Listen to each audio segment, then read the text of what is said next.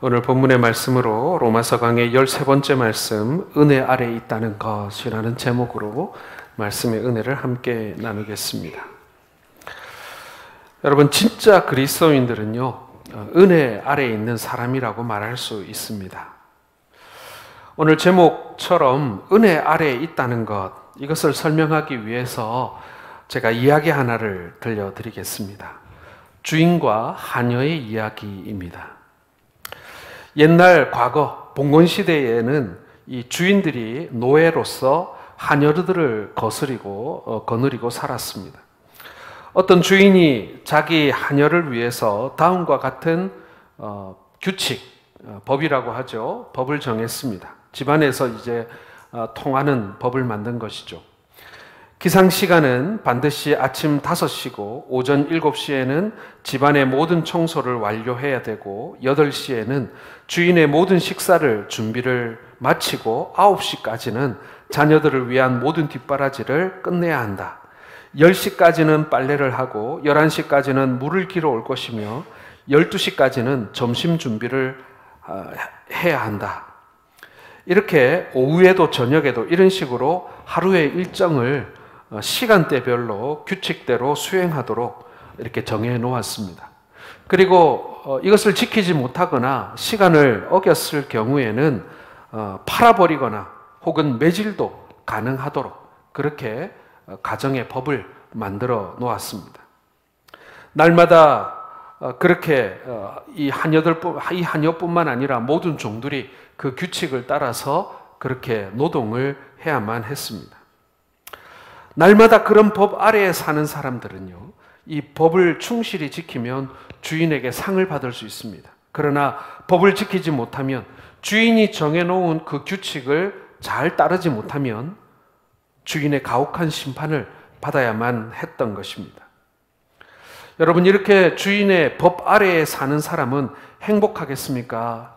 혹은 반대로 불행하겠습니까? 이런 규칙을 따르며 일을 하는 그 하녀를 행복하다고 말하기는 어려울 것입니다. 자, 그러던 어느 날 이 주인이 이 하녀를 사랑하게 되었습니다. 신분의 차이를 뛰어넘어서 주인은 하녀와 결혼을 하고 자신의 아내로 삼게 되었습니다. 한번 생각해 보시기 바랍니다. 이 하녀가 주인의 아내가 되었습니다. 그렇다면 이 주인의 아내가 된 이 여인은 과연 주님의 법 아래에 살게 되는 것일까요? 어떻습니까, 여러분? 하녀일 때 그 주인이 정해놓은 법 아래에 살았다면 이제 아내가 된 이후에는 이제 그 법 아래에 살 필요가 있겠습니까? 예, 더 이상 그 법을 따르지 않아도, 그 법 아래에 있지 않아도 되는 것입니다. 이제는 법 아래에 있는 것이 아니라 주인의 사랑 아래, 은혜 아래에 살아가는 새로운 존재가 된 것입니다. 이제 이 여인은 더 이상 법이 적용되지 않는 그런 신분이 된 것이죠. 우리나라 드라마도 보면요, 이 여직원이 신데렐라처럼 회장님 아들하고 이 연인이 되는 이야기가 계속 나옵니다. 우리나라 드라마는 2편 중에 1편은 이 재벌이 주인공이고, 그리고 신데렐라가 등장하는 그런 이야기입니다. 지금도 TV에서 방영을 하고 있죠. 그런 이야기가. 바로 그런 일이 벌어졌을 때 여러분, 그 여직원의 상사들이 이제 더 이상 그 여직원을 함부로 대할 수가 없죠. 갑질할 수가 없죠. 왜요? 회장님 아들의 연인이니까, 혹은 이제 결혼할 사람이니까 그렇게 할 수가 없는 것입니다. 이 여인은 더 이상 법 아래 살지 않고 은혜 아래에 살게 되었습니다. 은혜 아래 살게 된 이 여인은 어떻게 살겠습니까? 5시에 일어나고 7시까지 집안 청소를 하고 식사를 준비하겠습니까? 아니면 10시까지 늦잠을 자도 되는 것이겠습니까? 물론 이 여인은 10시까지 늦잠을 자도 누가 뭐라고 하는 사람 이제는 한 사람도 없습니다. 그러나 이 여인이 정말 은혜 아래에 살고 있다면, 더 이상 법 아래에 살고 있지 않다면, 법에 매이지 않기 때문에 자기 마음대로 할 수 있음에도 불구하고 아침에 일찍 일어나 사랑하는 사람의 아침은 손수 준비하려고 하는 그러한 마음을 가지고 살아가고 있지 않을까, 그렇게 살게 되지 않을까 생각해 보는 것입니다. 그러나 법 때문에 그렇게 남편의 밥을 챙기는 게 아니죠. 법 때문에 주인의 아침 식사를 챙기는 게 아니죠. 아침 일찍 일어나는 게 아니죠. 받은 사랑과 은혜 때문에 그렇게 기쁜 마음으로 하는 겁니다. 하녀 때의 마음과 아내가 된 이후의 마음이 같을 수가 없는 것입니다. 여러분, 우리가 주께 순종하는 이유는 바로 하나님의 은혜 때문입니다. 하나님의 엄청난 은혜를 통해서 죄사함을 받고 구원받아서 하나님의 자녀가 되고 그리스도의 사랑의 대상이 되었다면 우리가 어떻게 죄를 범하며 살 수 있겠습니까? 하나님의 은혜를 귀하게 여겨야 합니다. 하나님의 은혜를 값싸게 여겨서는 안 됩니다. 물론 죄가 많은 곳에 더 큰 은혜가 있다라는 사실은 분명합니다. 그러나 은혜를 받으려고 일부러 죄를 더 많이 지어서는 안 되는 것 아니겠습니까? 돌아온 탕자가 분명히 돌아올 때 용서를 받았습니다. 이 방탕하게 살았던 둘째 아들이 모든 재산을 탕진하고 거지꼴이 되어 아버지께 돌아왔을 때 아버지는 이 아들을 다 용서하며 받아주었습니다. 아버지는 그 둘째 아들에게 새 옷과 새 신과 그리고 손에는 금가락지를 찧어 주었고 그리고 살진 송아지를 잡아서 큰 잔치를 베풀어 주었습니다. 자, 그런데 새 옷과 새 신 그리고 금가락지와 살진 송아지를 더 얻고 싶다고 또 고의로 이 아들이 아버지의 품을 또 떠날 수 있겠습니까? 한 번 하니까 아버지가 이렇게 잘해주시네. 그러면은 그것을 얻기 위해서 또 그 아버지의 품을 떠나서 또 타향으로 또 떠돌겠습니까? 진정 은혜를 받았다면 이제는 은혜에 합당한 삶을 살고 열매 맺는 삶을 사는 것이 그게 옳은 것입니다. 오늘 본문은 바로 은혜 아래에 살고 있는 사람들이 어떻게 살아야 옳은 삶인지를 말씀해 주고 있습니다. 오늘 본문의 말씀을 통해서 은혜 아래에 사는 삶이 어떤 것인지를 다시 한번 살펴보면서 은혜를 받는 시간 되도록 하겠습니다. 첫 번째로 여러분, 은혜 아래에 사는 사람은요, 더 이상 죄에게 종노릇하지 말아야 합니다. 자, 15절 같이 읽겠습니다. 시작.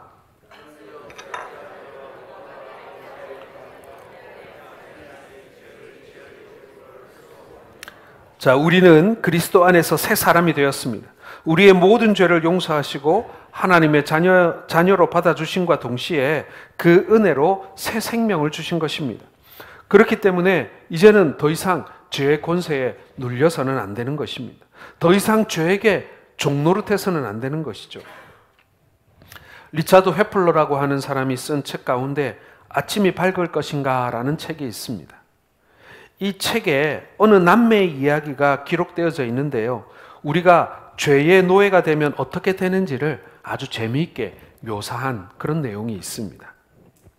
어느 날 남동생에게 고무줄로 만든 새총이 하나 생겼습니다. 여러분도 어릴 때 새총 하나씩 만들어 보셨고 쏘아 보신 줄 아는데요. 이 남자아이가 새총에다가 조그만 돌을 끼워 넣고 저만치 떨어져 있는 나무를 맞추는 연습을 했습니다. 처음에는 잘 못 맞췄는데 쏘다 보니까 점점점 실력이 좋아진 거예요. 나중에는 생각한 목표를 이렇게 쏘기만 하면 잘 맞추는 아주 명사수가 되었습니다. 자, 그러던 어느 날 할머니가 아끼는 오리 한 마리가 마당에 지나가는 것을 봤어요. 이 남자아이는 내가 저 움직이는 오리를 맞출 수 있을까라고 생각하면서 오리를 겨냥해서 새총을 쏘았는데 그만 그 오리가 한 방에 맞고 즉사를 해버린 거예요. 이 남자아이는 갑자기 일어난 일, 생각지도 못했던 일이라 당황해서 그 죽은 오리를 장작더미 속에 감추었습니다. 아무도 없겠지라고 생각하고 두리번거렸는데 알고 보니 그 광경을 누나가 보고 있었던 것입니다. 그날 점심을 먹고 나서 할머니가 누나에게 말합니다. 얘야, 이제 밥을 다 먹었으니 설거지를 좀 하거라. 그러자 이 누나가 얼른 대답합니다. 할머니, 오늘 점심은 동생이 설거지한대요. 그러면서 남동생의 귀에다 대고 이렇게 말하는 겁니다. 오리. 남동생은 할머니에게 그것이 탄로 날까 겁이 나서 두말하지 않고 점심 설거지를 했습니다. 그날 오후에 할아버지와 낚시를 가게 돼 있었는데 누나는 동생에게 집안일을 모두 시켜놓고 할아버지와 낚시를 가버렸습니다. 그런 일이 이제 계속 반복되기 시작하는 겁니다. 누나는 동생의 약점을 이용해서 계속 자기가 해야 될 일을 동생에게 시키고 동생을 협박했습니다. 그러던 어느 날 더 이상 이제 누나의 괴롭힘을 참지 못한 이 남동생이 할머니에게 자신이 오리를 죽였다라는 사실을 이실직고하게 됩니다. 눈물을 뚝뚝 흘리면서 할머니한테 할머니 그 오리 사실은 제가 새총으로 쏴 죽였어요 라고 말하자 할머니가 이 남동생을 끌어안으며 이렇게 얘기합니다. 얘야 나는 말이야 네가 오리를 죽인 일을 다 알고 있단다. 그때 나도 창문으로 그걸 보고 있었어. 그러나 널 사랑하니까 내가 다 용서해 줄게. 그리고 말이야 나는 네가 왜 그렇게 누나에게 꼼짝 못하는지 이해가 잘 되지 않는다. 여러분 죄의 종노릇한다는 게 이런 거예요. 마귀는 우리의 약점을 붙잡고 계속해서 우리를 협박합니다. 그러나 하나님은 이미 우리가 무슨 잘못을 범했는지 다 알고 계세요. 창밖으로 다 보고 계셨단 말이에요. 우리가 죄를 고백하는 것은 그런 의미입니다. 우리가 죄를 고백하지 못하고 계속 죄의 종노릇한다는 것, 그건 매우 어리석은 일이에요. 고백하고 용서를 구하면 후히 용서해 주시는 하나님이 이미 다 알고 계신데 우리가 여전히 그것을 고백하지 못하고 죄의 협박을 못 이겨서 죄가 시키는 대로, 마귀가 시키는 대로 우리가 종노릇한다면 정말 바보 같은 인생을 살고 있다고 말할 수 있지 않겠습니까? 죄를 용서받는 것은 은혜로 받는 것입니다. 은혜를 입은 사람은 더 이상 이 죄의 이 협박을 당하지 않아도 되고요. 죄가 우리에게 요구하는 것, 청구하는 것을 들어주지 않아도 되는 것입니다. 시키는 대로 그대로 하지 않아도 돼요. 그럼에도 우리는 그 죄 아래에 머물고 죄가 시키는 대로 우리는 여전히 또 다른 죄를 생산하며 살고 있습니다. 죄가 단번에 없어지면 좋겠습니다만은 현실은 그렇지 않죠. 죄는 여전히 우리에게 주인 행세를 하려고 합니다. 죄가 계속 우리를 지배하려고 발버둥칩니다. 그래서 죄와의 싸움이 벌어지는 거예요. 여기에 갈등이 있습니다. 여기에 고민이 있어요. 그러므로 여러분 예수 믿고 더 고민이 많아졌다. 예, 정답이에요. 그리고 그게 정상입니다. 예수 믿지 않았을 때에는 고민거리도 아니었고 갈등할 만한 일도 아니었고 아무런 문제가 되지 않고 꺼리낌 없이 내가 했던 일들이 예수 믿고 나니 이거 해도 되나? 고민이 되고 걱정이 되고 그렇게 되는 거예요. 예, 그게 정상이라는 것입니다. 전에는 의식하지 못하고 지었던 그 수많은 죄들이 이제는 하나씩 나에게 걸림돌이 되고 그리고 목에 가시가 되어서 이것을 내가 빼지 않고는 내가 살 수 없는 그런 지경에 이르게 되는 것입니다. 이전에는 죄에 대한 갈등이 없었지만 이제는 사사건건 우리에게 걸림돌이 되는 것입니다. 그리고 그것이 정상이라는 거예요. 그래서 종교개혁자였던 마틴 루터는 우리가 죄를 지을 때 최소한 불편함을 느껴야 성도라고 할 수 있다. 이렇게 말했습니다. 여러분, 이 말은 죄를 어느 정도 용인한다 그런 뜻이 아닙니다. 우리의 믿음이 이런 어린아이의 단계를 벗어나 더 성장해야 한다는 것을 의미하는 것입니다. 사랑하는 성도 여러분, 이 죄의 권세를 끊어야 할 줄로 믿습니다. 더 이상 죄가 우리 머리 위에서 왕노릇하지 못하게 해야 합니다. 우리의 새 주인이 누구인지를 확실히 보여주어야 합니다. 이전에는 이 마귀의 협박에 못 이겨서 그것을 순종하고 따랐지만 이제는 하나님께 순종해야만 합니다. 이전에는 마귀의 유혹을 따랐지만 이제는 하나님의 말씀을 따라야 합니다. 이전에는 죄가 달콤하게 느껴졌지만 이제는 부끄럽게 생각되어져야 합니다. 성경은 은혜로 더욱 강해져서 그 죄의 권세를 이기라고 우리에게 말씀하고 있는 것입니다. 사랑하는 성도 여러분, 여러분들은 이제 은혜 아래 살고 있는 사람들입니다. 더 이상 죄의 협박에 못 이겨 죄의 종노릇하지 마시기 바랍니다. 계속해서 그 죄 아래에서 새로운 죄를 생산해내는 그런 악순환을 이제 벗어나시기를 바랍니다. 하나님께 나의 죄를 고백하고 그 용서를 경험하고 나면, 내가 그 은혜를 한번 경험하고 나면 내가 더 이상 법 아래 사는 사람이 아니라 죄 아래 사는 사람이 아니라 은혜 아래, 사랑 안에 살고 있는, 먼저 말씀드린 대로 하녀가 아니라 이제는 아내가 된 그 여인처럼 이제 은혜와 사랑 아래에 살게 된 것을 믿으시는 우리 성도들 되시기를 주님의 이름으로 축원합니다. 그래서 이제 죄와 싸우면 되는 거예요. 바뀐 신분을 가지고 죄와 싸우면 되는 것입니다. 두 번째로 여러분, 은혜 아래 사는 성도들은요, 육체의 정욕을 제어해야 합니다. 자, 19절을 한번 같이 읽어보겠습니다. 시작. 너희 육신이 연약함으로 내가 사람의 예대로 말하노니 전에 너희가 너희 지체를 부정과 불법에 내주어 불법에 이른 것 같이 이제는 너희 지체를 의에게 종으로 내주어 거룩함에 이르라. 저는 이 말씀이 참 은혜가 됩니다. 특별히 내가 사람의 예대로 말하노니 라는 이 구절 말입니다. 이 말씀의 뜻이 뭐냐면요, 내가 사람의 육체를 따라 말한다. 나도 육체를 가진 사람이기 때문에 그 사람의 그 입장에서 내가 말한다, 그런 뜻이에요. 바울도 육체를 가진 사람 아닙니까? 예수님이 왜 사람의 몸을 입고 세상에 오신 것입니까? 바로 사람들을 이해하기 위함이었습니다. 아파보지 않은 사람은 아픈 사람의 심정을 이해할 수 없죠. 전에 있던 교회에는요, 암을 경험했거나 치료 중인 사람들의 모임이 있었습니다. 여러분, 암 환자에게 누가 제일 위로가 되는 줄 아세요? 예, 암에 걸렸다가 암에 나은 사람, 그 사람이 최고로 위로가 되는 사람이에요. 그리고 두 번째로 위로가 되는 사람은 뭐냐면요, 지금 항암하거나 치료받고 있는 사람이 암 환자에게는 가장 좋은 친구고 위로가 돼요. 내가 세상에서 제일 불행하고 나만 이런 병에 걸린 줄 알았더니 아닌 거예요. 나보다 더 고생한 사람도 있고, 그리고 지금 나처럼 고생하고 있는 사람도 있고, 그리고 나처럼 아팠다가 나은 사람이 있다라는 것이 희망이고, 그리고 감사고, 그리고 위로인 거예요. 그래서 아픈 사람 마음 아픈 사람이 아는 것 아니겠습니까? 과부 심정 호라비가 알고 호라비 심정 과부가 알죠.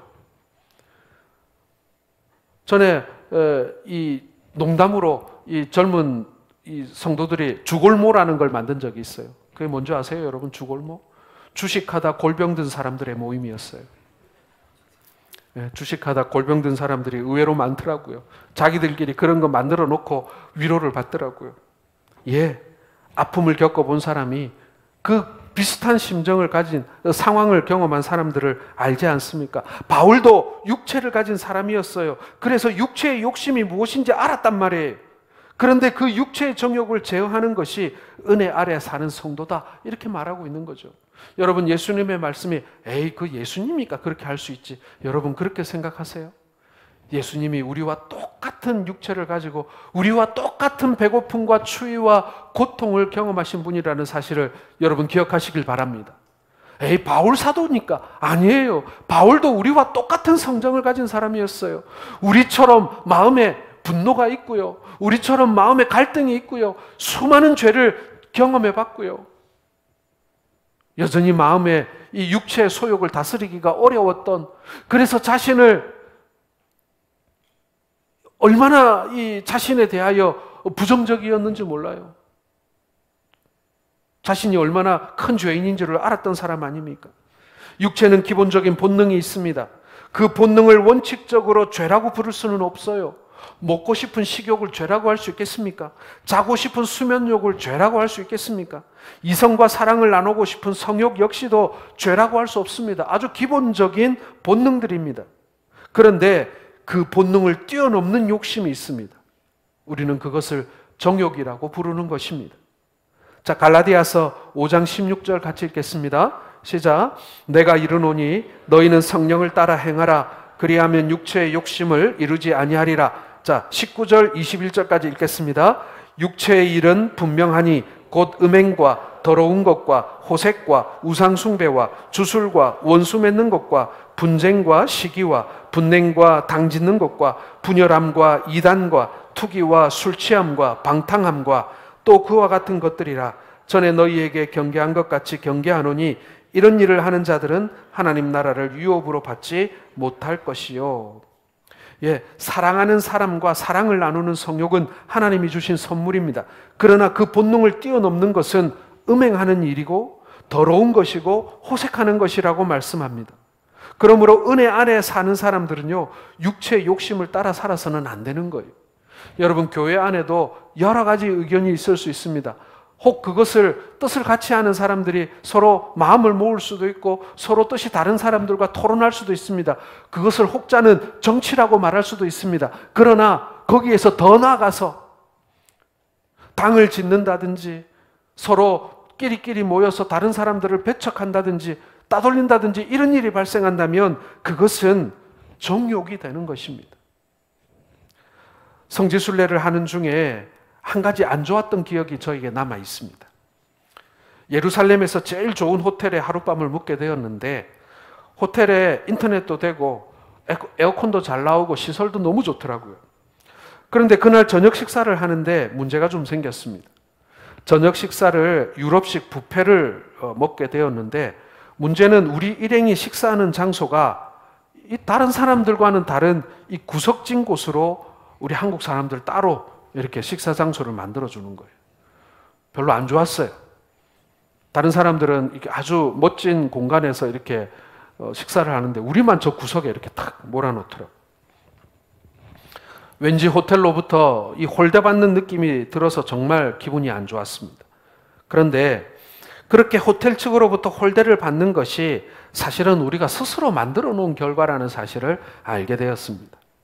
우리보다 먼저 이 호텔을 다녀간 한국 사람들이 이 서양 사람들을 이해하지 않고 그 사람들하고 같이 밥 먹다가 한국에서 가지고 온 김치 이렇게 꺼내고 그 다음에 치약처럼 튜브로 만든 고추장 짜고 심지어는 젓갈을 가져온 사람도 있었다 그러더라. 그러다 보니 그 식당에서 이제 한국 사람들의 스타일을 알고 다른 손님들에게 피해가 주지 않는 저 구석으로 몰아놓은 거예요. 심지어는 다른 팀에게 물어보니까 어떤 팀은 이 식당 밖에 있는 주차장에 테이블을 만들어 놓고 거기서 식사를 하라고 한 적도 있었다고 합니다. 이유인즉슨 우리가 가져가는 이 다른 음식들 때문에 그렇다라는 거예요. 기분이 안 좋더라고요. 아주 그냥 화도 나기도 하더라고요. 하지만 우리가 맛있게 먹는 이 김치가 서양 사람들에게는 매우 고약한 냄새로 이렇게 느껴질 수도 있다라는 사실을 우리가 한번 생각해 보아야 합니다. 물론 이 상황을 다양하게 생각할 수도 있습니다. 그런데 우리가 먹고 싶은 음식이라도 남들에게 불편함을 줄 수 있다면 그것은 절제되는 것이 미덕이라고 할 수도 있을 것입니다. 그래서 바울 사도는 모든 음식에 자유하였지만 믿음이 약한 자들을 위해서 만일 식물이 내 형제로 실족해 하는 일이 있다면 그 음식을 먹지 않겠다고 했습니다. 물론 우상에게 드려진 음식에 관한 얘기도 합니다만은 서로 취향에 맞지 않거나 그리고 서로 익숙하지 않은 음식도 우리가 서로 배려할 필요가 있지 않는가 하는 것입니다. 전에 제가 섬기던 교회에 이 개농장 그리고 염소 농장을 하는 장로님이 계셔가지고 1년에 몇 번씩 이제 명절이 되고 이러면은요, 이 개고기를 교회에다 갖다가 온 성도들이 함께 먹는 그런 문화가 있더라고요. 제가 가기 전부터 아주 오래 전부터 있었던 것인데 뭐 남녀노소 어린아이부터 우리 자매들까지 못 먹는 사람이 없더라고요. 다들 얼마나 맛있게 먹는지 뭐 저도 못 먹지는 않으니까 같이 먹었더랬습니다. 자, 그런데 새 가족들이 들어오기 시작했어요. 교회가 새 단장을 하고 우리 교회처럼 이렇게 교회를 리모델링하고 이렇게 있으니 이제 새 가족들이 막 많이 들어오기 시작했어요. 그런데 그 새 가족들 중에는 강아지를 키우는 분들이 많이 계셨어요. 그래서 그 교회가 가지고 있던 그 문화에 대해서 도저히 이해가 되지 않고 그것이 마음의 걸림돌이 되는 성도들이 생기기 시작했던 것입니다. 그래서 당회 안건이 되었어요. 그래서 당회가 어떤 결정을 했냐면 앞으로 개고기는 안 먹기로 결정을 했습니다. 그런데 파티는 하고 잔치는 해야 되니까 염소고기로 대체하기로 그렇게 당회가 결정을 했던 그런 기억이 있습니다. 예, 새로운 형제들을 배려한 것이죠. 그들의 마음에 걸림돌이 되는 것을 제거한 것입니다. 여러분, 우리가 은혜 아래 산다는 것은요, 육체의 본성을 제어하는 것이 아니라 본성을 뛰어넘는 욕심을 제어하는 것인 줄 믿으시길 바랍니다. 우리가 우리를 좀 절제할 수 있다면, 그리고 우리의 육신의 그 소욕을 따라 행하지 않고 우리 주변에 있는 우리의 이웃들과 형제들을 우리가 돌보고 또 그들을 이해하고 혹 그들의 마음속에 걸림돌이 되는 것이 있다면, 그것이 죄가 아니라 할지라도 내가 절제해 줄 수 있는 것, 그것이 오늘 성경이 우리에게 말씀하고 있는 육체의 정욕을 제어하는 것입니다. 여러분, 우리가 가지고 있는 본능이 그 죄라고는 할 수 없지만 그것을 넘어서는 이 육체의 소욕을 다스릴 때 우리가 좀 더 주님을 닮아가고, 그리고 좀 더 우리가 성숙한 그리스도인들이 될 줄로 믿으시길 바랍니다. 마지막 세 번째로, 여러분, 은혜 아래 사는 성도들은요, 지체들을 의의 병기로 하나님께 드려야 합니다. 자, 19절을 같이 읽겠습니다. 시작. 내가 사람의 예대로 말하노니 전에 너희가 너희 지체를 부정과 불법에 내주어 불법에 이른 것 같이 이제는 너희 지체를 의에게 종으로 내주어 거룩함에 이르라. 여러분, 19절 후반절에 이제는 너희 지체를 의에게 종으로 내주어 거룩함에 이르라 라는 말씀이 나옵니다. 여러분, 은혜 아래에 사는 성도들은요, 그 육체를 육체의 정욕에 드러내지 않는, 정욕에 들이지 않는 수동적인 열심을 뛰어넘어서 그 육체를 의의 도구로, 의의 병기로 하나님께 드리는 능동적인 열심을 가지고 신앙생활을 해야 한다라고 말씀하고 있는 것입니다.